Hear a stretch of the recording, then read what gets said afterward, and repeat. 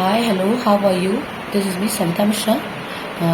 इससे पहले हम लोग प्रीवियस वीडियो में जो है इस चैप्टर से कुछ क्वेश्चन पहले ही कर चुके हैं। ये मैं आर.डी. शर्मा के रेफरेंस बुक से कुछ क्वेश्चन लाई हूँ और इसका जो है फोर्थ पार्ट हम लोग करने वाले थे, तो उसके सोल्यूशन देख लेते हैं। इस तरह से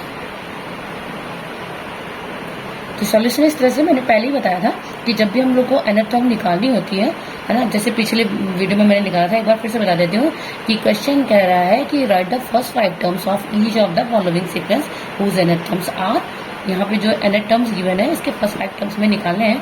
तो जब भी मैंने बताया है कि जब भी हमें nth टर्म निकालनी होती है तो हम n की कोई ना कोई वैल्यू एज्यूम कर लेते हैं। तो इसलिए मोस्टली हम लोग क्या प्रीवियस वैल्यूज लेते हैं, जैसे कि 1 2 3 4 5 इस तरह से रख लो, तो जो है अपने आप जब चूंकि हमें फर्स्ट 5 टर्म लेनी है तो हम 5 बार अलग अलग वैल्यू रखेंगे और इसकी 5 टर्म्स आ जाएंगी। तो स्टार्ट करते हैं। सबसे पहले हम ले लेते हैं n इज इक्वल टू 1। जहां जहां पर n है वहां पर 1 पुट कर दो। 1 n है, n की जगह 1 माइनस 2 अपॉन में 2। अब इसको सॉल्व कर लो। a1 की वैल्यू क्या आ जाएगी, 1 से 1 का मल्टीप्लाई करेंगे तो 1 आएगा और 1 से 2 का करेंगे तो 2 आएगा। नीचे 2 आ गया एज इट इज। फिर a1 को सॉल्व कर लेते हैं। 2 में से 1 गया, क्योंकि माइनस के साथ 2 है तो इसलिए -1 आ जाएगा और नीचे 2। ये हमारे पास a1 की वैल्यू आ गई। ठीक है, एक बार इस क्वेश्चन को फिर से कर लेते हैं।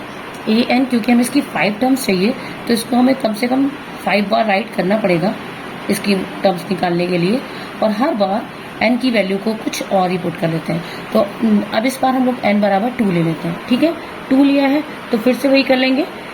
n की जगह पे 2 राइट कर दो, फिर जहाँ पे n था 2 राइट कर दो, जहाँ पे भी n है 2 राइट कर दो और नीचे 2। ठीक है, अब a2 की वैल्यू सॉल्व कर लो। 2 से 2 को मल्टीप्लाई किया 4, माइनस फिर 2 से 2 को किया तो 4, नीचे अपॉन में 2 आया। a2 की वैल्यू चाहिए, 4 में से 4 गया 0/2, तो a2 बराबर हमारा आ गया 0। ठीक है, इसी तरह से one more time an equals to n minus 2/2। ठीक है, इस बार हम लोग लेट कर लेते हैं n इज इक्वल टू 3। तो जहाँ पे भी n है 3 पुट किया, 3 माइनस 2 इज इक्वल टू 2। ठीक है, इसको सॉल्व कर लेते हैं। आ गई तो ये 3 से 3 हो जाएगा 9 माइनस 3 2 जा 6/2 आ जाएगा। तो यहाँ से हमारे पास a3 की वैल्यू आएगी 6। 9 में से 6 गया 3 और नीचे 2। ठीक है, 2 बार और कर लेते हैं। फिर से एक बार ऐड करें। an is equal to n minus 2 upon में 2। इस बार n is equal to 4 write कर लेते हैं। 3 हम लोग लिख चुके हैं ऑलरेडी, 4 ले लेते हैं। तो फिर वैसे ही करो, जहाँ पे n है 4 राइट कर दो।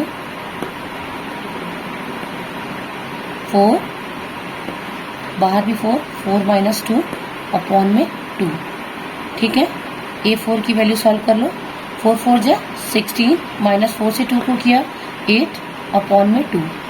a4 इज इक्वल टू 16 में से 8 गए 8 आए अपॉन में 2 से काटो, 2 4 जा 8, तो a4 की वैल्यू हमारे पास आ गई 4। ठीक है, नेक्स्ट ले लो। an is equal to n minus 2 upon में 2। इस बार n बराबर 5 राइट कर लेते हैं। तो जहाँ n है 5 राइट कर दो। 5 फिर से 5 माइनस 2 अपॉन में 2।